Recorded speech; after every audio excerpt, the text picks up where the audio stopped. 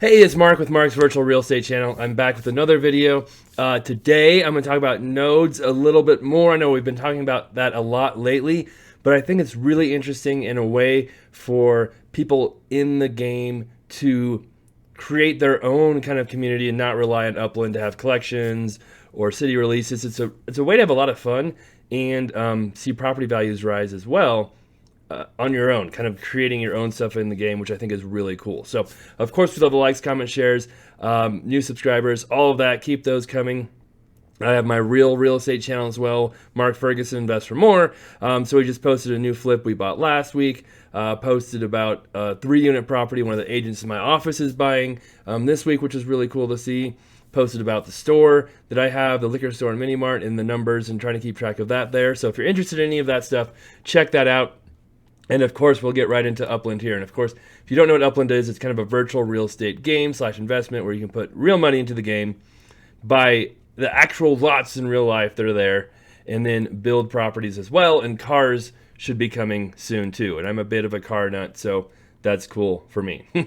All right, first off, yesterday I posted a video about the nodes. They're doing well. We mentioned Sunset, Century City, Lazy J Ranch, Portage Park in Chicago. I'm sure I missed some other ones. Morningside in LA. And one I missed was the UAG Upland Auto Group, which is really cool as well, part of that. And they're very small right now. So if you're into cars, that might be a cool one to check out as well. And then I also mentioned if I should start my own node. I had so many people comment, and a lot of the Century City people came over and commented. So I really appreciate that. Thank you. Helps my channel out a ton and kind of showed how much support you guys have for your node, because I had like 50 comments. So that was pretty cool to see. And a lot of people said, hey, running a node is extremely hard, takes a lot of work, hiring people, keeping it going. And I completely get that. So I kind of mentioned before, if I did start my own node, I don't think it would be like a full-blown crazy, business kind of like they've created in some of these other ones. It just kind of be a real low-key, see what happens node. And maybe I'll do that. We'll see. I might just start it a little bit today and see what happens, but it's not going to be like an official node. I'm not going to start a Discord or do anything like that. Maybe later if it gets going, but for now, it's going to be real low-key and just see what happens. So what am I doing? So this actually came from one of the commenters on my channel, my video yesterday. So thank you for that. I do listen to people. And someone mentioned too, if you're going to start a node, are you just going to pick like your favorite place and ignore everybody? And I could. If you start a node, that's the cool thing about it, is you can start it wherever you want, right? Anybody can start a node. Anybody can just say, hey, I'm going to start promoting this neighborhood. It's just a matter of, will it take off? Will you have the following? Will you be able to promote it enough for it to take off? Because I could start a node right now in just this random neighborhood right here, and maybe I'll buy some stuff there, and nobody else will ever care or buy anything there. And that was just a random one. That's not what I want to do. So a few people said it'd be cool to have one in Detroit. And I think I agree with that, just because I haven't heard of anything in Detroit yet. And Detroit has a very low cost entry right now. So newer players, those with the lower net worth, could take part in it too. And so some of the other nodes are very expensive to get into. Even the minting prices were very expensive. Just trying to buy anything, was tough for newer players. So I think Detroit has some possibility there. But I don't know Detroit. I want to do a node where people can recognize the name and know where it's at. And, be like, oh yeah, I've heard of that. That's cool. That makes sense. Where there's a few. I mean, there's Henry Ford. That's kind of a cool neighborhood. I actually just saw that right now. So, ignore all this. Don't need to see that. So we'll see what property prices are in the Henry Ford neighborhood. Look at that, $7,900, $8,000, pretty affordable. Mint price, pretty low there too. So that might be an interesting thing. And the other thing I've been looking at too is just how many properties are for sale. So this one has 120 properties for sale. So it's pretty small. Like the Century City node has like 40, so it's very, very small. But it's also a node. This isn't a node yet. If it became a node and had more demand, there's a good chance that property supply would dwindle, because that's a very, I mean, this is a pretty small neighborhood. So that would be an interesting one. And look, there's even stuff you can still, oh no, what was I meant? I'm sure as small as it is, and with the Henry Ford name. Oh, I have one here? Look at that. I didn't even know I had a property. Oh, it's from my Grand, okay. This is one I bought on Grand Boulevard as a collection, and it's in, wow, that might be a sign. That's kind of crazy. I didn't even know I had a property in that neighborhood. All right, so I'm going to think about that one, or maybe we start a couple different areas to buy stuff in. You know, by we, I mean me and the few people who watch me. So, Belmont, you know, I just kind of looked for small neighborhoods that people might recognize. I don't recognize any of these. Someone said Rosedale Park. That'd be cool, but it's a collection already. And I kind of want to try to avoid ones that are already collections, just because those already have some popularity and people will be buying there. I think the really cool part about a node is you can take an area that isn't a collection that maybe you think should have been, and then raise prices, which I think is a pretty cool idea. So, like I said, I don't really know, haven't really heard of these. I even looked up the top, you know, most popular neighborhoods in Detroit, and of course downtown came up, Midtown came up, Corktown came up. What were some other ones? Was it like East Market or something like that? Yeah, and a lot of those are collections already too. And so, like, I have some properties in Brush Park, but that's a collection as well. So I don't know. You know, I don't want to do that one. And I keep selling stuff too, so that's pretty cool. Let's buy stuff that I think is a good deal, and then list it for sale, and it usually sells. So people ask me that, like, how do you sell stuff? I really just list it up for sale. I'm not doing anything special on it. But every once in a while I'll just check on here and say, hey, okay, what's the floor price? Are there any like super good mint deals? That one's not bad, but not amazing. That one's not bad. They're pretty low mint. And that's kind of how I do stuff. And if I see, you know, super cheap properties, then I usually just buy them and we'll put them back up for sale, wait a while, and usually they'll sell. So that's just, that's, you know, kind of a cheap one on Woodward with a sort of low mint, but not quite that crazy. Just like in Riverdale in the Bronx, I just picked up one for 140,000 UPIX when the floor has routinely been 180 to 190 UPIX, and saw that, snatched it up right away, and we'll try and resell that. All right, so I think I've come up with maybe 2 places where I'm just going to start buying some stuff. Like I said, it's not like an official node. It's not like, oh, I'm going to like promote it everywhere. It's just kind of where I'm just going to start buying things that look like good deals and then see what happens. And the really cool suggestion I had was 8 Mile Road. So almost everybody knows 8 Mile thanks to Eminem. It's got tons of gas stations. The other kind of cool thing too is someone like, hey, that could be a drag strip. And that is true because there's tons of gas stations. It's kind of commercial. And while it's a very, very long road, right, it goes from all, you know, one side all the way to the other. I noticed this when people were minting properties in there for sale. There's not that many properties on it because one side is outside Detroit, and then most of the properties along here are fairly large. So I had one on 8 Mile. Do I still have it? Or did I sell it? I can't remember. It would have been, oh yeah, I still have one on 8 Mile. So I have one here too. And that was when I bought before the collections were announced. I paid $59,000 for it, quite a bit. And that was, you know, that kind of shows the gamble of buying before the collections. And what is it? A chiropractor. If you're in pain, come right in. Talk about being direct. There you go. So, oh, a pedestrian. Okay. So, yeah. You buy, you hope it makes it into a collection. If it doesn't, you lose your money. That's why I don't like gambling on collections. But it worked out really well in Detroit on other stuff I minted. So I'm going to start buying some stuff on 8 Mile, and I'm literally going to do it right now. And I know I just showed you guys this, and you probably saw that and got some hints, but that's okay. So you can see the sale price, the mint price. There's some stuff that's pretty cheap here. I mean, and oh, I was going to show you this too. Yesterday they were 112. Yeah, there's still 112 for sale, so there's not that many for sale.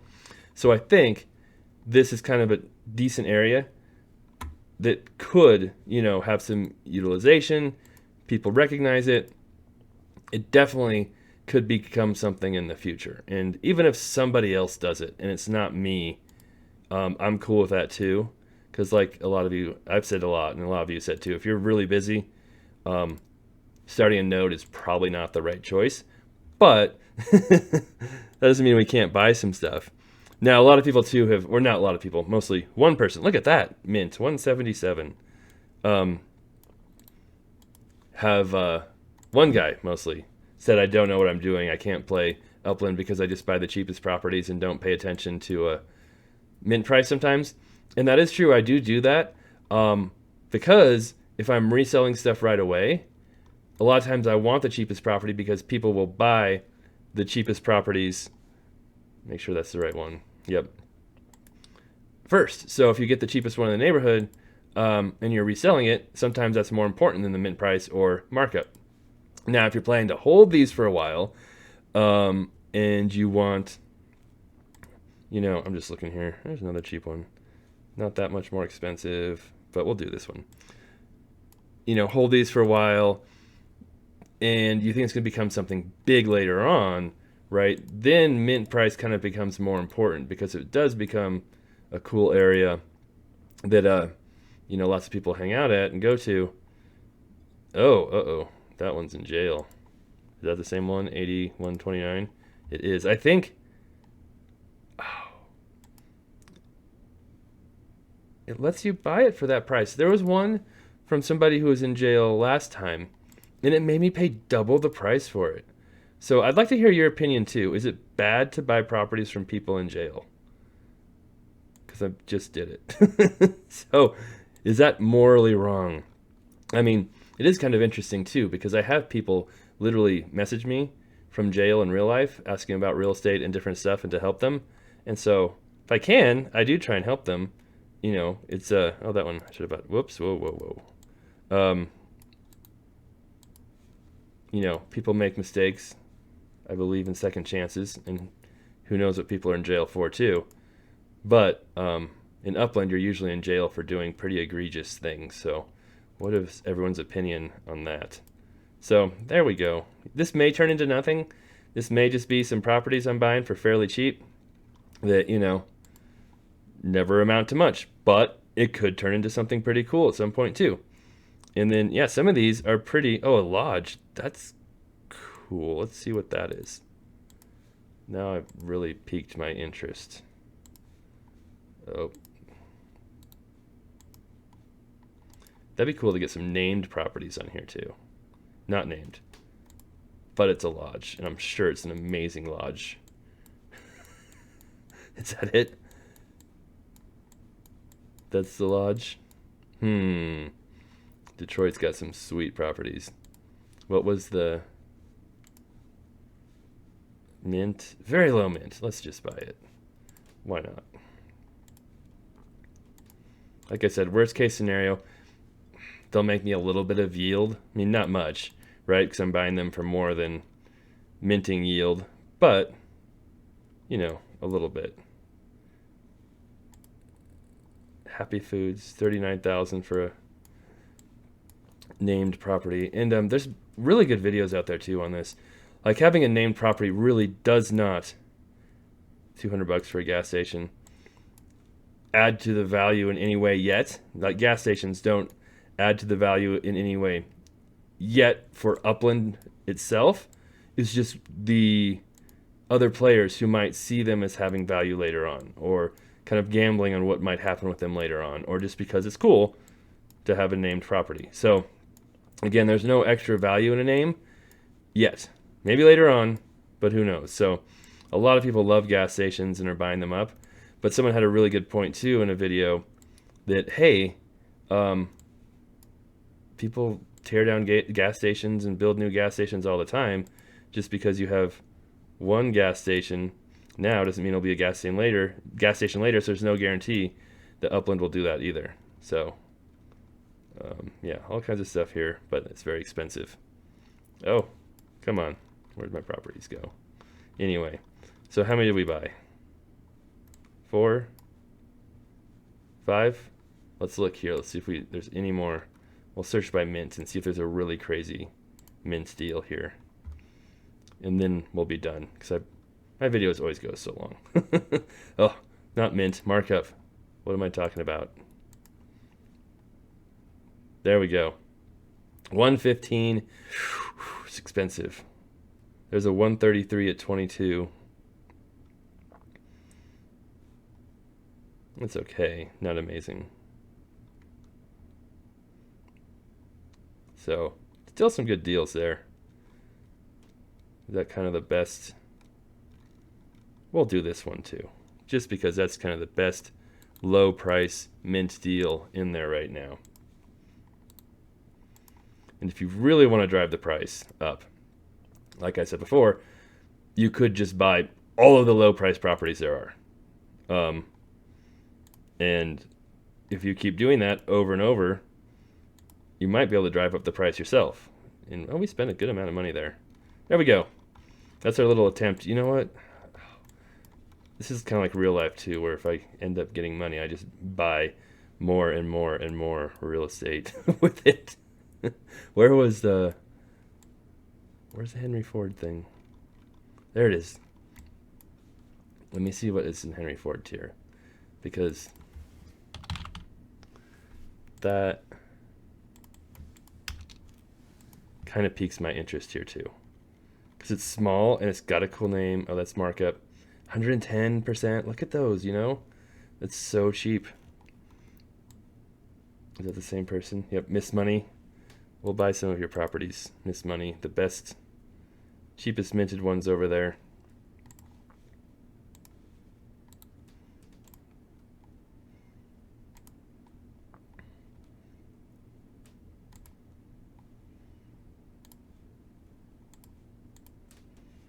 And then, what was the other one? 1632. There it is. Look at that. That was good. Okay, so we bought some of those, and then let's look at the sale price too. The cheapest ones there. What was it? 7,000? Yeah, it's pretty cheap. So not a lot here. They're very cheap. But if a lot of people start buying here, and all of a sudden it's a Henry Ford node, and everybody hears that Henry Ford node, you know, these prices could raise pretty quickly. Okay, so I went on a little buying spree and bought 2, 3, 4, 5, 6, 11 properties in Henry Ford. No, 10. I already had one on Grand. So maybe I'll just see what happens if I keep buying properties there when they're cheap and go from there. There you go. All right, that's all it for now. I have to get back to my real life job. So thank you guys for watching. Appreciate all the comments. Love seeing all the people chiming in yesterday. Love seeing the likes and shares. Keep that coming too. And we will be back with much more coming here soon.